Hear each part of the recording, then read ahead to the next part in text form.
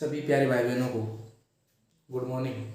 आज हम पढ़ेंगे प्रश्नावली नंबर 2, जो कि उसका नाम है बहुपद। इसका आज बेसिक क्लियर कर लेते हैं कि क्या होता है बहुपद। तो देखो, पहले तो बात करते हैं चर। चर क्या होता है और एक अचर। ये क्या होते हैं? चर और अचर। चर और अचर दोनों है। चर क्या होता है और अचर क्या होता है? चर वो संख्या होती है जो हमें पता नहीं होती, मतलब इसका ये अज्ञात राशियां जो होती है वो चर कहलाती है, और जो ज्ञात राशियां होती है वो अचर कहलाती है। चर को अंग्रेजी वर्णमाला के अक्षरों से डिनोटेट करते हैं, जबकि ये असल में जो वास्तविक संख्याएं होती है 5, 6 वो ये होती है। ठीक है, तो इसको बोल सकते हैं वे राशियां जो अज्ञात हो, जो, या फिर ऐसे लिख सकते हैं प्रश्न में अज्ञात हो। वे राशियां जो प्रश्न में अज्ञात हो, क्या कहलाती है? तथा प्रश्न की शर्तों पर निर्भर करती हो, मतलब उसका मान जो है प्रश्न की शर्तों पर निर्भर करती हो, क्या कहलाती है?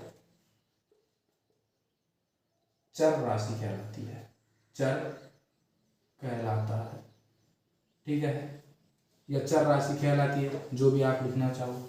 मतलब अगर मैं तुमसे कहूं कि x + 5 बराबर 15, और मैं थोड़ी देर बाद बोलता हूं कि x + 5 बराबर 20 है, ठीक है, दोनों में अंतर कुछ भी नहीं है।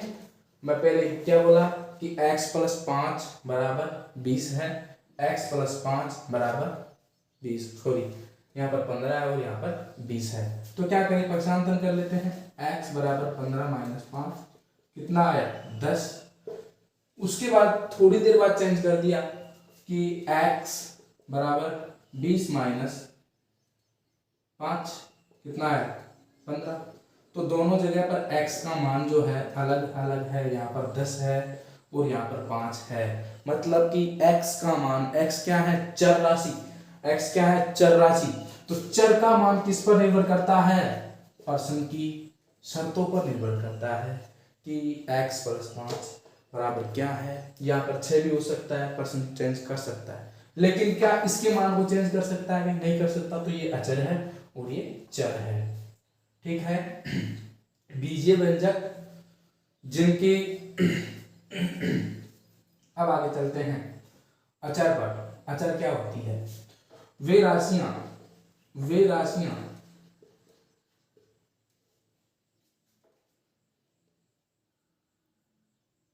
जो, या जिनका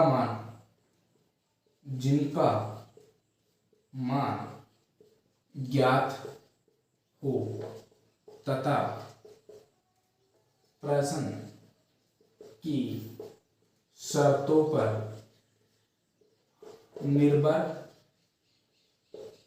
नहीं करे, क्या कहलाती है? अचर कहलाती है, ठीक है, अचर राशियां कहलाती है। जैसे 5, यहाँ पर x + 5 बराबर कितना था? 15। तो ये भी अचर है और ये भी अचर है, ठीक है, जबकि ये बीजीय व्यंजक चर है, ठीक है। आई होप आपके समझ में आ गया होगा। इनको ढंग से समझना कि चर क्या होता है, अचर क्या होता है, और कॉपी पेन लेके बैठिए जिससे आपको लिखना भी हो और फिर बाद में रिवाइज करो, ठीक है। आगे चलते हैं, समझ में आ गया होगा। आगे चलते हैं।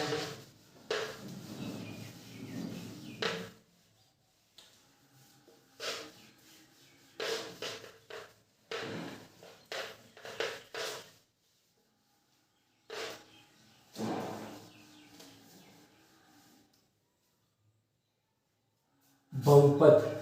देखो पर्सनालिटी का नाम है बहुपद, तो बहुपद होता क्या है ये भी तो पता होना चाहिए कि बहुपद क्या होता है। तो बहुपद क्या होता है? वे बीजीय व्यंजक, वे बीजीय व्यंजक जिनमें चर की घात धनात्मक पूर्णांक हो, अर्थात ऋणात्मक नहीं हो। देखो वे बीजीय, वे बीजीय व्यंजक,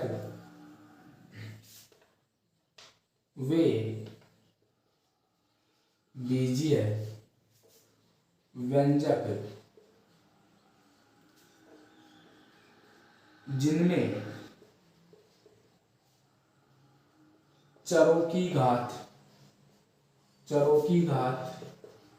धनात्मक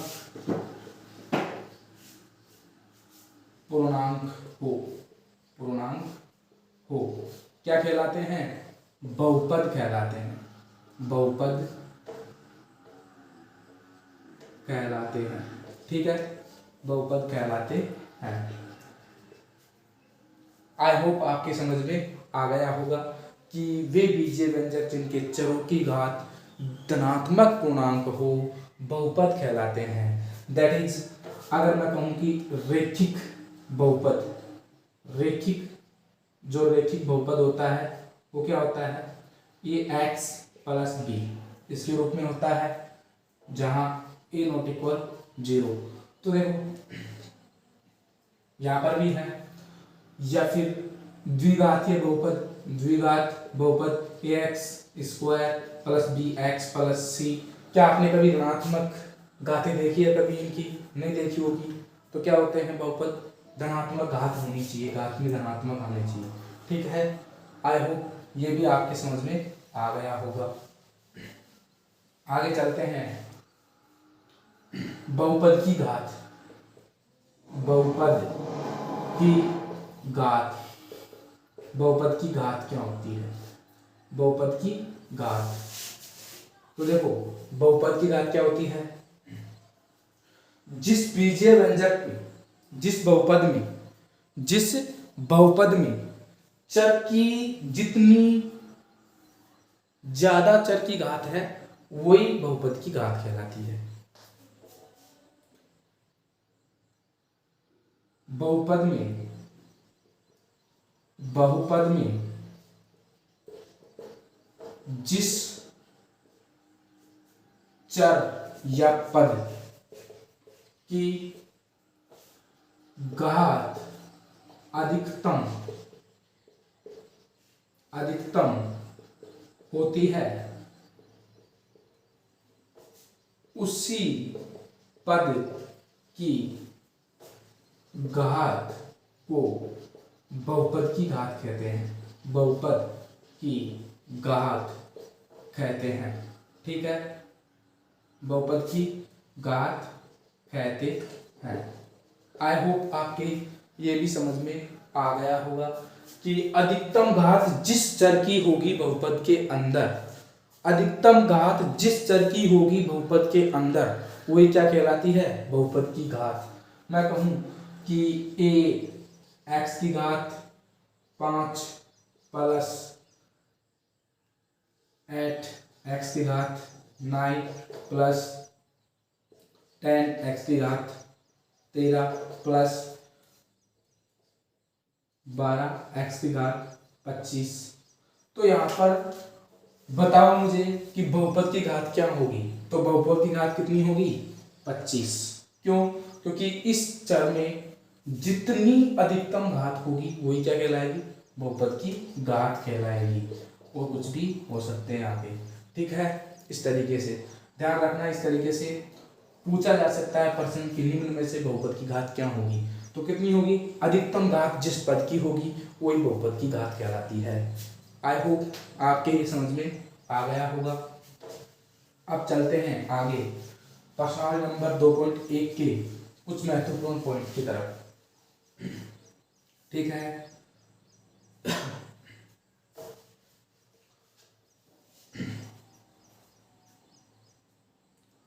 आगे चलते हैं।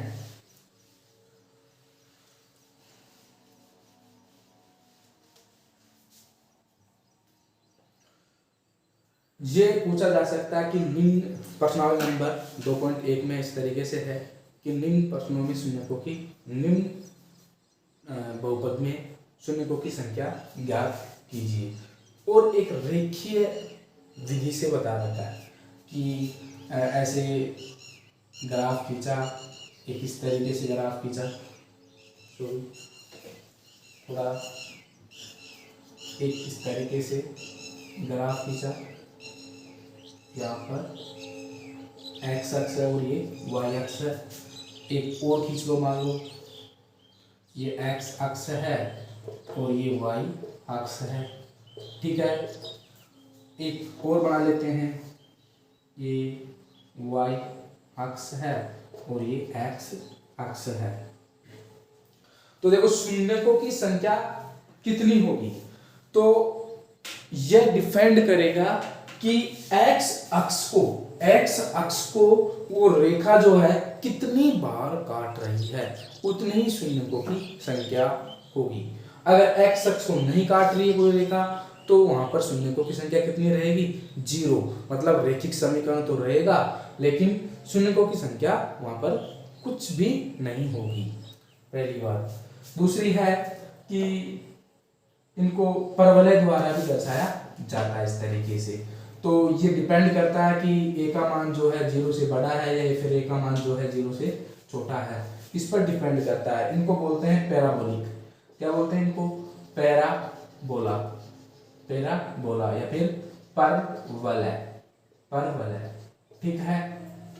तो वो तो प्रश्नावली में जब आएगी जब मैं बता दूंगा, लेकिन यह है कि इनको जो है मतलब जो रेखाएं बनेगी एक्स अक्ष पर वो इस तरीके से बनेगी कि नीचे भी हो सकती है और ऊपर भी हो सकती है। इनको क्या बोलते हैं? परवलय, ठीक है। देखते हैं, अगर मैं कहूं तुमसे एक ए है, ये एक रेखा है, तो बताओ मुझे इसमें ये कोई रेखा है तो मुझे बताओ इसमें शून्यकों की संख्या कितनी होगी। तो शून्यकों की संख्या कितनी होगी? शून्यकों की संख्या कितनी होगी? कितनी होगी? शून्यकों की संख्या कितनी होगी बता सकते हो?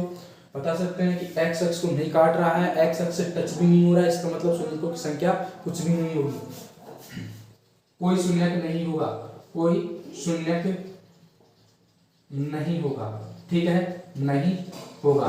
मतलब शून्यकों की संख्या कितनी है? 0। अब मैं तुमसे कहूं कि यहाँ से जाकर ऐसे जाकर ऐसे जाकर ऐसे आ रहा है, तो शून्यकों की संख्या बताओ। तो एक्स अक्ष है नहीं, तो एक्स अक्ष को कितने काट रहा है? 1, 2 और 3। तो यहाँ पर शून्यकों की संख्या कितनी होगी? शून्यकों की संख्या कितनी होगी? 3। क्यों होगी? क्योंकि एक्स अक्ष को 3 बार काट रहा है। मतलब एक्स अक्ष पर जिस रेखा जो है एक्स अक्ष पर जितनी बार प्रतिच्छेदित होगी, जितनी बार प्रतिच्छेदित होगी उतनी ही क्या होंगे? शून्यक होंगे, ठीक है। मैं कहूं तुमसे इस तरीके से एक जो है इस तरीके से जा रहा है, आ रहा है, जा रहा है, ये कितनी होंगी यहाँ पर शून्यकों की संख्या? तो देखो 1, 2, 3, 4, 5। तो शून्यकों की संख्या कितनी हो गई यहाँ पर? शून्यकों की संख्या कितनी हो गई? 5, ठीक है। एक मैं इस तरीके से बनाता हूँ ये कि आप बताओ शून्यकों की संख्या कितनी है। यहाँ से टच करता हुआ आ गया और ये से ऐसे। अब बताओ, तो यहाँ पर शून्यकों की संख्या 1 और 2 कितनी होगी? 2। शून्यकों की संख्या कितनी होगी? शून्यकों की संख्या कितनी होगी? 2। कितनी होगी? 2। क्यों? क्योंकि ये नीचे भी जा रहा है, सिर्फ प्रतिच्छेद हो रहा है, सिर्फ और सिर्फ प्रतिच्छेद होता हुआ जा रहा है। आई होप आपके ये समझ में आया होगा।